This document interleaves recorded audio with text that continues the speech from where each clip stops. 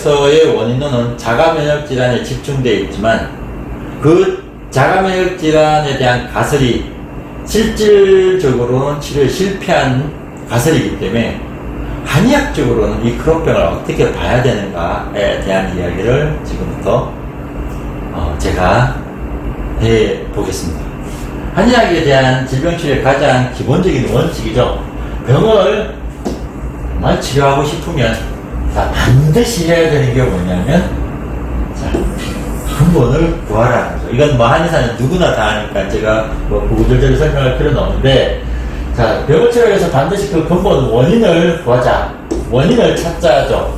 그래서 원인을 모르고 병에 접근하는 것 자체가 애초에 의학적으로는 있을 수가 없는, 원인 모르고 어떤 병에 덤빈다는 것 자체가 아주 무모한 일이라는 게 한의학적인 사고예요. 그래서 양의학에서는 이 원인을, 내가 지금 크론병에 있었던 이 원인을 몰라요 하는 거죠. 정확하게 난 잘 모르겠는데 자가면역질환으로 보고 치료를 했는데 결과는 엉망진창이었어요 라고 결론이 났어요. 그러면 자, 이 크론병을 한의학적으로는 어떻게 보는 게 맞는가 하는 걸 구체적으로 고민을 해보자는 거예요. 한의학에서 자, 병의 원인을 찾자 하는데, 그럼 이게 병인론이 되거든요. 근데 병의 원인이라는 게 대부분 되게 거창하게 생각하는데, 한의학의 병의 원인론은 학교에서 다 배우셨지만 되게 심플해요. 자, 병의 원인을 한번 볼까요? 제가 다 아시는 거지만 간단하게 먼저 볼게요. 병의 원인은 내인하고 외인으로 볼 수 있다요. 물론 여기 불내인이라는 개념이 있지만 제가 보기엔 불내인이라는 개념은 외인에 들어갈 수도 있다는 거고, 내외에 대한 기준을 명확하게 하면 내인과 외인으로 구분할 수 있다고 볼 수 있어요.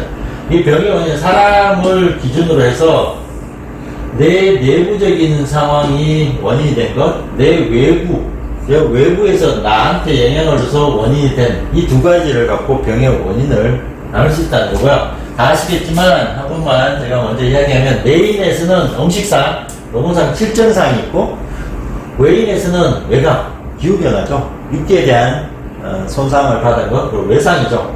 그 모든 교통사고, 총 맞은 거, 칼 맞은 거, 이런 거 전부 다 외상에 대한 거죠.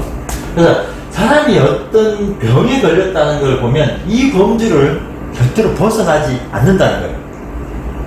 이게 너무나 심플해서 어떻게 보면 저걸로 병의 원인을 정말 다 설명할 수 있어? 라고 생각하지만, 제가 환자들을, 임상경험이 제가 26년 차니까 환자들의 병의 원인에 대한 이야기를 꼭 찾고 그 이야기를 꼭 해주는데, 그 원인이 이 범주를 벗어난 케이스는 아직 단 한 케이스도 본 적이 없어요.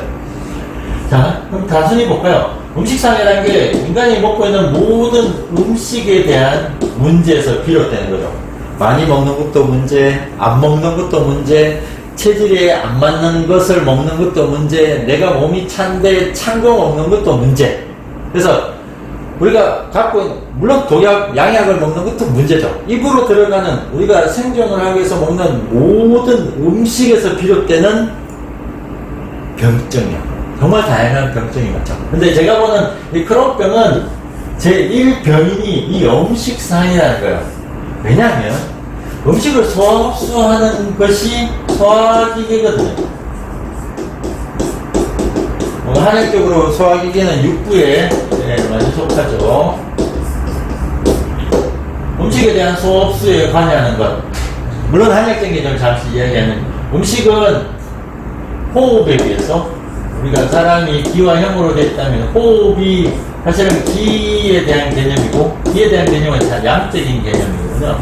이 호흡에 대한 것이 기고, 양적인 개념은, 음식은 이 호흡에 비해서는 우리가 보통 이 음식을 대비해서 혈이라고 이야기하는데, 이거는 음적인 개념이거든요. 기에 비해서는 음적인 형태가 있으니까.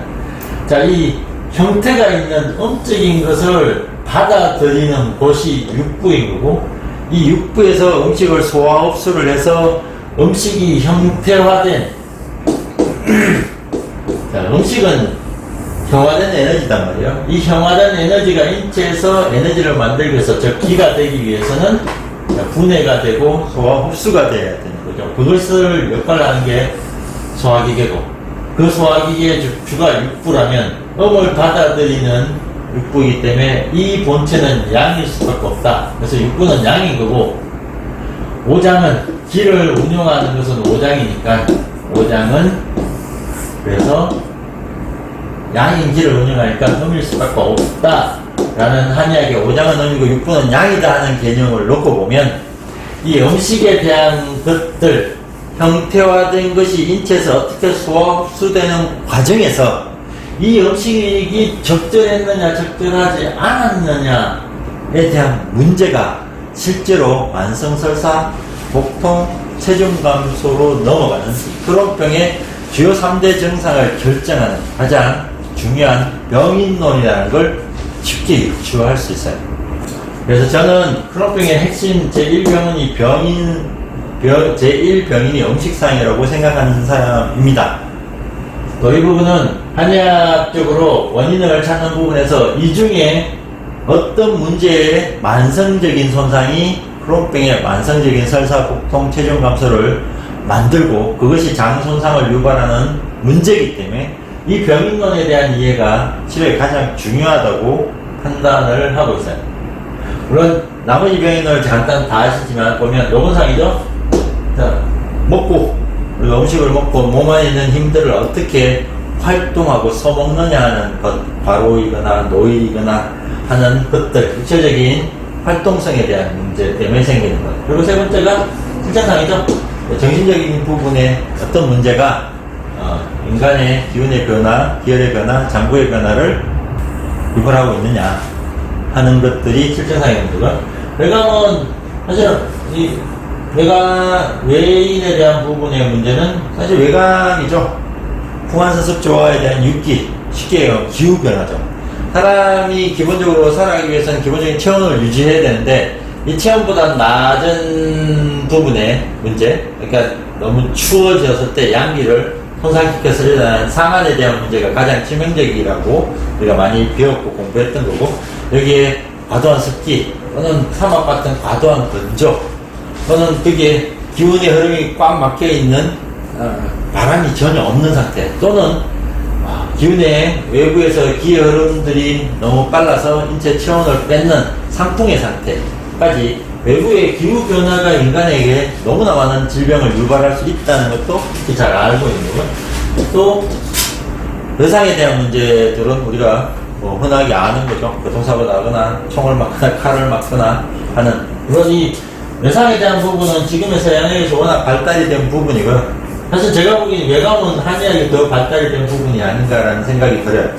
어찌됐든 자, 어떤 병을 치료하기 위해서 반드시 그 원인을 찾아보자는 거예요. 그래서 지금부터 정말 서양에서 불치난치가 된 이 크론병의 원인이 한의학적으로는 어떻게 규정될 수 있을까라는 것들을 알아보도록 할게요. 자, 한의학적으로 본 크론병이요. 제가 강의하는 거 어떻게 보면 가장 핵심이죠. 크론병에 대한 기본적인 의학적인 내용은 교과서를 보든 서양의 교과서를 보든 인터넷을 보든 크론병에 대한 기본적인 개요들은 이미 많이 알려져 있는 건데, 한의학적으로 이 크론병을 어떻게 접근할 것인가에 대한 이야기입니다. 자, 크론병이라는 걸 가보면 주요 증상이 만성설사, 복통, 체중 감소예요. 여기에 이제 서양의학의 내시경 장비, 검진 장비가 많이 발달이 되면서 장의 손상, 이 이제 크론병 진단에 중요한 지표로 또 등장을 했고, 여기 이제 혈액 검사상 아까 만성염증이니까 염증 상태가 어떤가 하는 것들이 크론병을 바라보는 서양의학적인 진단의 하나의 기준이지만, 애초에 기준은 사실은 이 만성설사가 크론병을 규정하는 3대 증상 중에 하나죠. 만성설사, 복통, 체중 감소인데, 자, 여기에 동반되는 증상이 소화기계 문제니까 소화장애부터 복통행관, 무기력, 혈압 등등의 다양한 증상이 동반되고 있는 거예요. 자, 이게 한약적으로 어떤 의미가 있는가라는 걸 한번 살펴볼게요. 자, 한약적으로 보면 이 만성설사는 제가 여기 있는 것들은 동의보감에 있는 설사문에 있는 조문들을 발췌를 하는데요. 설사를 계속 오래 하네? 하는 건 도대체 어떤 상황일까, 인체가? 동의보감 또는 한의학에서는 이 설사를 되게 오래 한다는 부분에서 어떤 생각들을 갖고 있는가라고 보면, 한의학에서는 설사를 되게 오래 하는 게 구설이라고 보죠. 근데 이 설사를 되게 하는 이유 중에 하나가 인체 허약 상태가 들어간다는 거예요. 그래서 허약해서 설사하네? 헛설이네? 하고 설사에 대한 부분, 왜 사람이 변비가 아니고 설사를 하지? 초등학생도 알죠? 아이스크림, 얼음물, 찬거 많이 먹으면 배앓이하고 설사하는 거예요. 자, 설사의 문제는 찬거 많이 먹어서 또는 찬바람에 노출되면 우리가 날씨가 되게 추우면 소화압수력이 떨어지면서 배가 살살 아프면서 설사를 더 자주 하죠. 그래서 한설, 자, 여기 음식이 소화되지 않고 그냥 쭉 설사하네? 손설? 자, 갑자기 설사가 쭉쭉 나오네? 할설?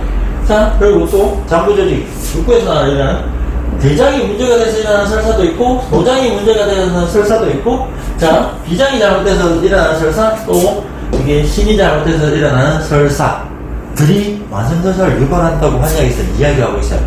그래서 한의학적으로 만성설사는 이미 다양한 견해로 이미 파악이 되고 있었던 거예요. 자, 그래서 만성설사를 저렇게 볼 수 있고요. 그 다음에 복통이죠. 사실은 크론병의 애초에는 이 설사, 만성설사 때문에 복통이 생기는 거예요. 그래서 사실은 오랜 설사를 계속하면 소화흡수력이 좋아질 수가 없어요. 음식을 잘 소화하지 못하면 음식 자체가 소화도 안 되지만 장의 기능도 떨어지지만 가스도 생기고, 설사하기 전에 배도 살살 계속 아프고 조직적인 변성이 오고 기운이 막히기 때문에 복통, 통증이라는 게 생길 수밖에 없어요.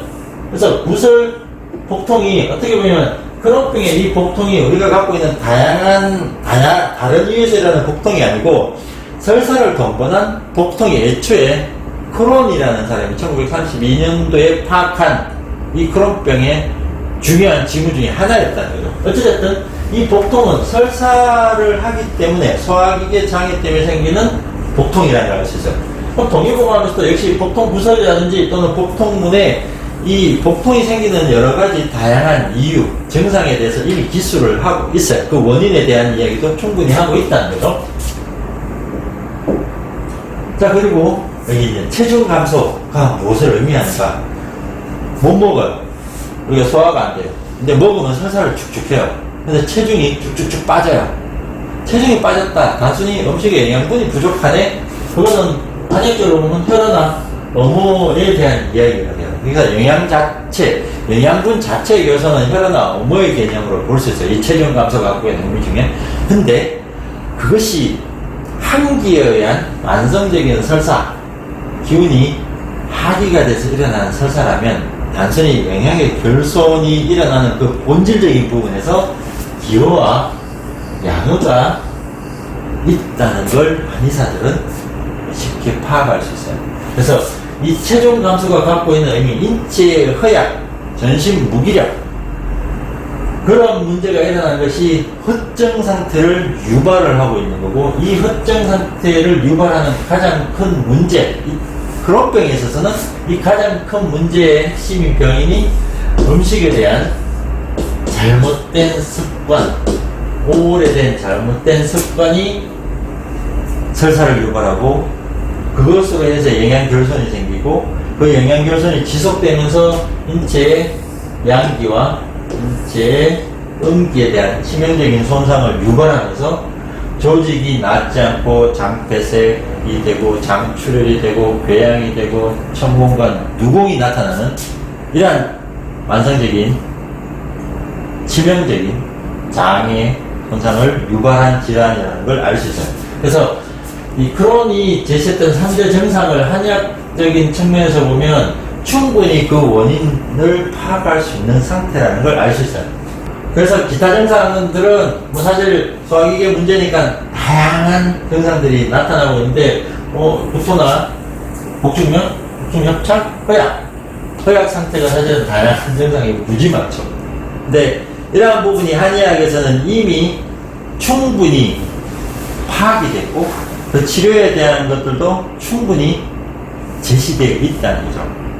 그래서 1932년에 미국 의사가 크론이 제시한, 그래서 이 크론병이라고 명명된 이 병은 한의학적인 관점에서 보면 너무나 익숙한, 또는 그 원인이 워낙 뚜렷한 병이었다는 걸 알 수 있어요.